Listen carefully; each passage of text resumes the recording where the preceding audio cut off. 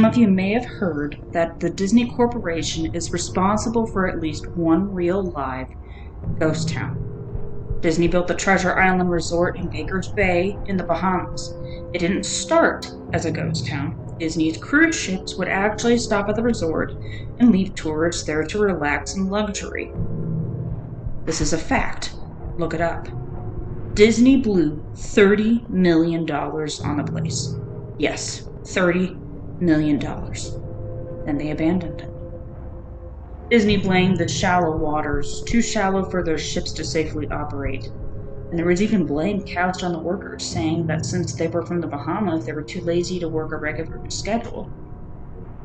That's where the factual nature of their story ends. It wasn't because of sand, and it obviously wasn't because foreigners are lazy. Both are convenient excuses.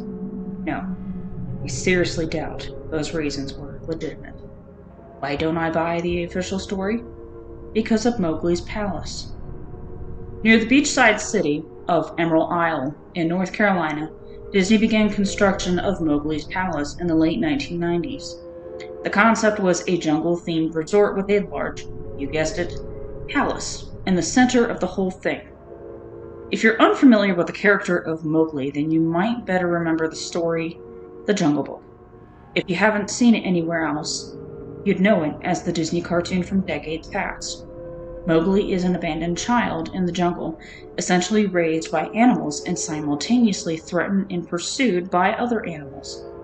Mowgli's palace was a controversial undertaking from the start. Disney bought up a ton of high-priced land for the project, and there was actually a scandal surrounding some of the purchases. The local government claimed eminent domain on people's homes, then turned around and sold the properties to Disney. At one point, a home that had just been constructed was immediately condemned with little to no explanation. The land grabbed by the government was supposedly for some fictional highway project, and when full well what was going on, people started calling it Mickey Mouse Highway. Then there was the concept art. A group of stuffed shirts from Disney Co. actually held a city meeting. They intended to sell everyone on how lucrative this project was going to be for everyone. When they showed the concept art, this gigantic Indian palace surrounded by jungle, staffed with men and women in loincloths and tribal gear. Well, suffice to say, everyone flipped their shit. We're talking about a large Indian palace, jungle, and loincloths, not only the center of a relatively wealthy area, but also a somewhat xenophobic area of the southern USA. It was a questionable mix at that point in history. One member of the crowd tried to storm the stage, but he was quickly subdued by security after he managed to break one of the presentation boards over his knee.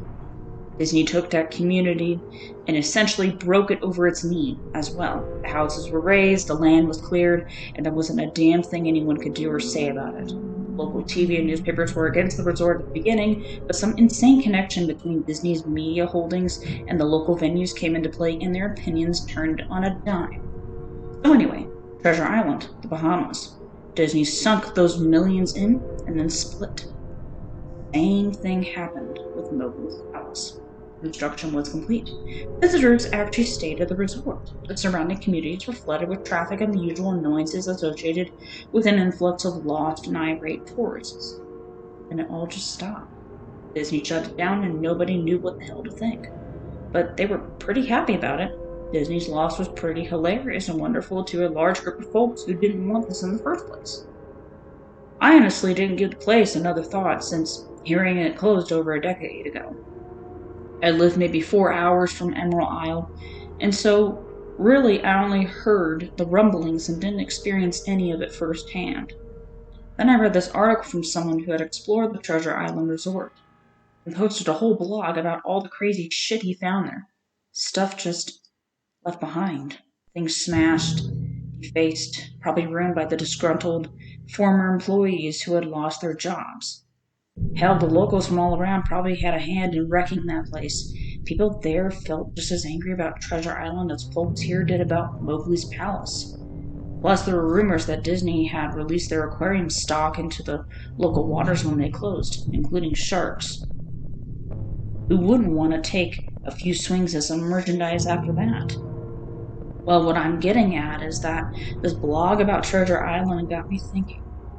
Even though many years have passed since its closing, I figured it might be cool to do some urban exploration at Mowgli's Palace. Take some photos, write about my experience, and probably see if there was anything I could take home as a memento. I'm not going to say I wasted no time in getting there, because honestly, it took me another year before I first found that Treasure Island article to get around to going up to Emerald Isle. Over the course of that year, I did a lot of research on the Palace Resort, or rather, I tried to. Naturally, no official Disney site or resource made any mention of the place. That had been scrubbed clean. Even odder, however, was that nobody before myself had apparently thought to blog about the place or even post a photo. None of the local TV or newspaper sites had one word about the place, though that was to be expected since they had all swung Disney's way. They wouldn't be out there lauding their embarrassment, you know. Recently, I learned that corporations can actually ask Google, for example, to remove links from search results, basically for no good reason. Looking back, it's probably not that nobody spoke of the resort, but rather their words were made inaccessible. So in the end, I could barely find the place. All I had to go on was an old as hell map I'd received in the mail back in the 90s. It was a promotional item sent out to people who had recently been to Disney World, and I guess I'd been there in the late 80s. That was recent. I didn't really intend to hang on to it. It just got shoved in with my books and comics from my childhood. I only remembered it months into my research, and even then it took me another few weeks to locate the storage bin my parents had shoved it all into. But I did find it. Locals were no help, as most were transplants who had moved to the beach in recent years, or old residents who just sneered at me and made rude gestures the second I managed to say, "Where would I find Mowgli's?" The drive took me through an inordinately long corridor of overgrowth, tropical plants that had run rampant and overpopulated the area mixed with the native species of flora that actually belonged there and had tried to reclaim the land.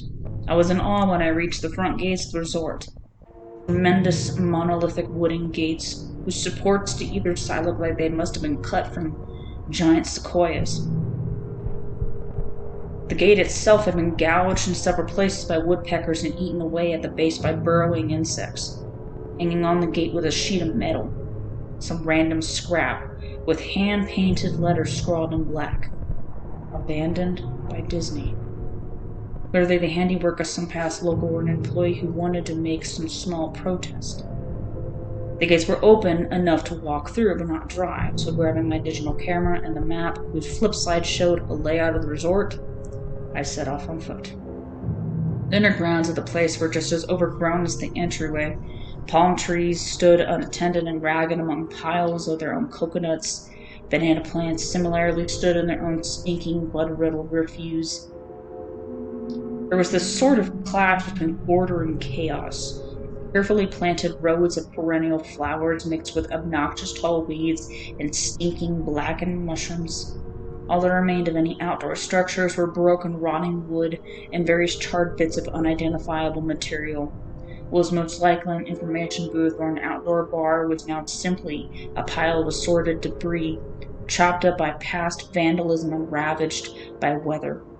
The most interesting thing on the grounds was a statue of Baloo, the friendly bear from the Jungle Book, which stood in a sort of courtyard in front of the main building. He was frozen in a jovial wave toward no one, staring into empty space with a silly, toothy grin as bird shit covered whole swaths of his fur, and vines ensnared his platform. I approached the main building, the palace, only to find the outside of the building covered in graffiti where the original paint hadn't peeled and chipped away. The front doors weren't just open, they'd been taken off their hinges and were stolen. Above the doors were the gaping maw where they had been. Someone had once again painted, abandoned by Disney. I wish I could tell you about all the awesome stuff I saw inside the palace. Forgotten statues, abandoned cash registers, a full-fledged secret society of homeless bums. No. Inside of the building was so stark, so bare, that I actually think people had stolen the molding off the walls.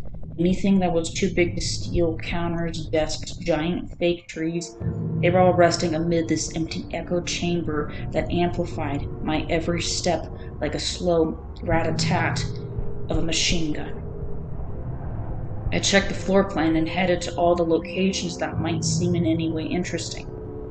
The kitchen was, as you'd imagine, an industrial food prep area with all the appliances and space, no expenses spared. Every glass surface was broken, every door knocked off its hinges, every metal surface kicked and dented. The entire place smelled like very old piss. The huge freezer, not even remotely cool now, had row upon row of empty shelf space, hooks hung from the ceiling probably for hanging cuts of meat, and as I stood inside for a moment I noticed they were swinging. Each hook swung in a random direction. Their movements were so slow and small that it was almost impossible to see. Figured it had been caused by my footsteps, so I stopped one from swinging by clutching it in my fist, then carefully letting go, but within seconds it started to swing once more. The bathrooms were in much the same state as the rest of the place. Just like the Treasure Island Resort, someone had methodically smashed each porcelain commode with coconuts and other implements. There was about a half-inch of rancid, stinking, stagnant water on the floor, so I didn't stay there long. What's odd is that the toilets and the sinks, and the bidets in the ladies' room, yes, I went there, all dripped, leaked, or just ran freely. It seemed to me they should have shut the water off long, long ago. There were plenty of rooms in the resort, but naturally I didn't have time to look through them all. The few I did peer into were similarly wrecked, and I didn't expect to find anything there. I thought there was actually a television or radio in one room, as I really think I heard a quiet conversation coming out. Though it was like a whisper, probably my own breathing echoing in the silence, or just another case of the sound of flowing water playing tricks on the mind. This is what it sounded like. I didn't believe it. Short, unknown reply. I didn't know that. Know that. Your father told you.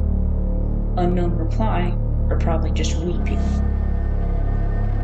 I know that sounds ridiculous. I'm just telling you what I experienced, why I thought there might have been something running in that room, or worse, some vagrants who had holed up there and probably would have knifed me. At the front doors of the palace again, I figured I hadn't found anything of note and had wasted the trip up.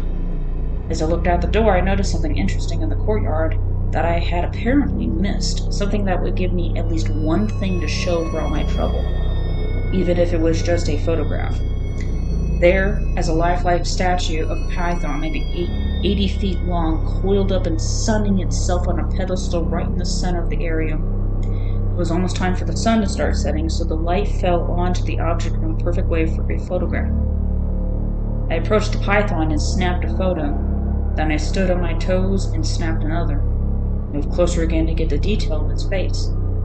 Slowly, casually, the python lifted its head, looked directly into my eyes, turned, and slithered off of the pedestal, across the grass, and into the trees, all 80 feet of it.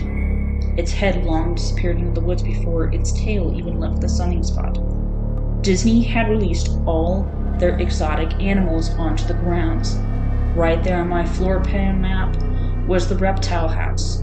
I should have known. I had read about the sharks at Treasure Island, and I should have known they'd done this. I was dumbfounded, utterly stupefied. My mouth must have been hanging open for the longest time before I came back down to earth and snapped it shut. I blinked a few times and backed away from where the snake had been, back towards the palace.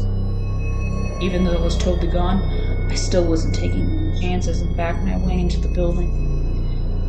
I took a few deep breaths and slaps to my own face to get myself right in the head again after that.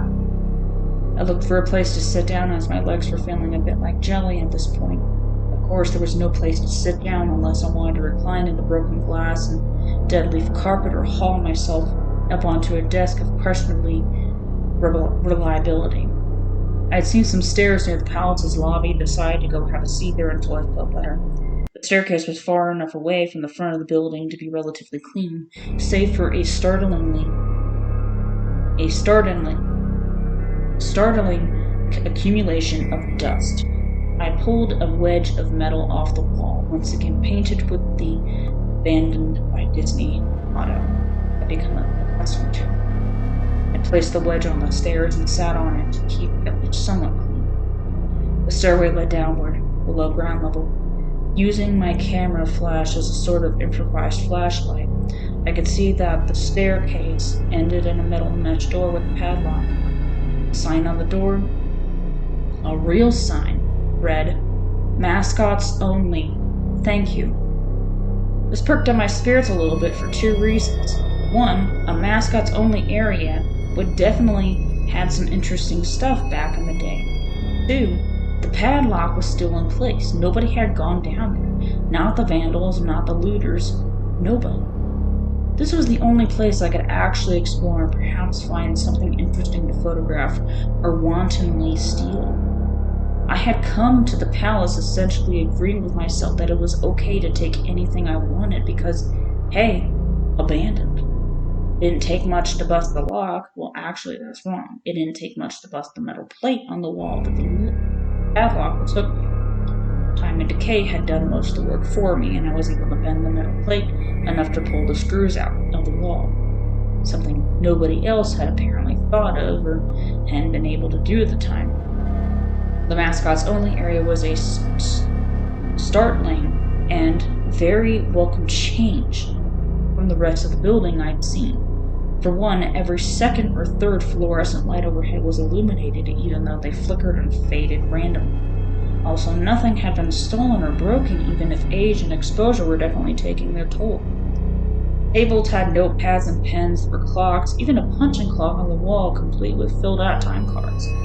Chairs were scattered around, and there was even a small break room with an old static-filled television and long rotted-out food and drink on the counters. It was like one of those post-apocalypse movies where everything is left in a state of evacuation. As I walked the maze-like sub-basement hallways in the mascots-only area, the sights just became more and more interesting.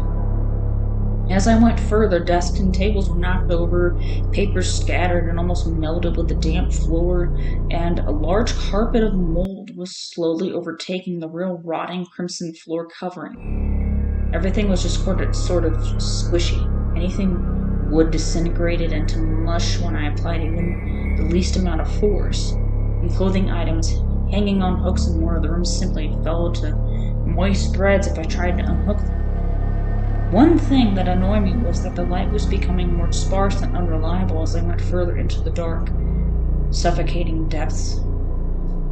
Eventually, I reached a black and yellow striped door with the words "Character Prep 1" stenciled on it. The door wouldn't open at first. I figured this was probably where the costumes were kept, and I definitely wanted a photograph of that twisted, stinky mess. Try as I might, whatever angle or trick I tried, the door would not budge. That is until I gave up and started walking away. That was when there was a slight popping sound and the door creaked open slowly. Inside the room was completely dark. Pitch black. I used the camera flash to look for a light switch in the wall by the door, but there was nothing. As I made my search, I was jarred out of my sense of excitement by a loud electrical buzz. Rows of lights overhead suddenly flashed to life, flickering and fading in and out like the rest I had passed. It took a second for my eyes to adjust, and it seemed like the light was going to just keep getting brighter until all the bulbs exploded. But just when I thought it would reach that critical stage, the lights dimmed a bit and steadied. The room was exactly as I pictured it. Various Disney costumes hung on the walls, fully put together like strange cartoon cadavers hung from invisible nooses. There was an entire rack of loincloths and needed clothes on hangers toward the back. What I found odd, and what I wanted to photograph right away, was a Mickey Mouse costume at the center of the room. Unlike the other costumes, it was lying on its back in the center of the floor like a murder victim. The fur on the costume was rotten and shedding, creating bare patches. What was even odder, however, was the coloring of the costume. It was like a photo negative of the actual Mickey Mouse, black where he should be white, and white where he should be black. His normally red overalls were light blue. The sight was off-putting enough that I actually put off photographing the thing until last. I took a picture of the costumes hanging on the walls, upward angles, downward angles, side shots to show an entire row of frozen, putrid cartoon faces, some with plastic eyes missing. Then I decided to stage a shot. One of the big, bedraggled character heads on the slick, grimy floor. I reached for the headpiece of a Donald Duck costume and carefully removed it so the thing wouldn't fall apart in my hands. As I looked into the face of the wide-eyed, moldering head, a loud clattering sound made me jump with fright. I looked down at my feet, and there between my shoes was a human skull.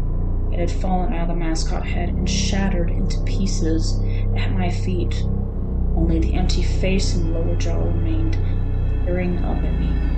I dropped the duck head immediately, as you'd expect, and moved for the front door. As I stood in the doorway, I looked back to the skulls. I had to take a picture of it. I had to. For any number of reasons that may seem silly, but only if you don't think it through. I need proof of what happened, especially if Disney was going to somehow make this go away. I had no doubt in my mind, right from the start, that even if it was just gross negligence, Disney was responsible for this. That one Mickey, that photo negative opposite Mickey, middle of the floor, started to get up. First, sitting up, then climbing to its feet. The Mickey Mouse costume, or whoever was inside of it, stood there at the center of the room, its fake face just staring directly at me as I mumbled, over and over and over. With shaking hands, a violently thrashing heart, and legs that had once again turned to jelly, I managed to lift the camera and aim it at the opposite creature, now quietly sizing me up. The digital camera screen displayed only dead pixels in the shape of the thing. It was a perfect silhouette of the Mickey costume. As the camera moved in my unsteady hands, the dead pixels spread, marring the screen wherever Mickey's outline moved to. Then the camera died, went blank, quiet, and broken. I raised my eyes once again to the Mickey Mouse costume.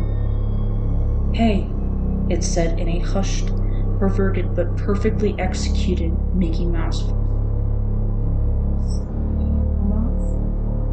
It started to pull at its own head, working its clumsy, glove-clad fingers around its neck with clawing, impatient movements similar to a wounded man trying to pull himself free of a predator's jaws.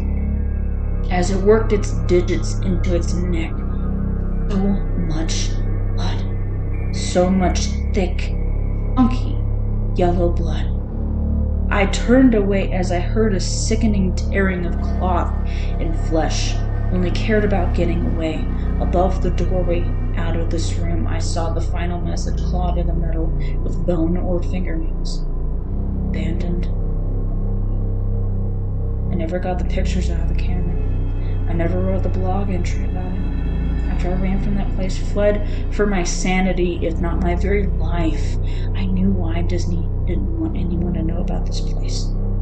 They didn't want anyone like me getting in. They didn't want anything like that.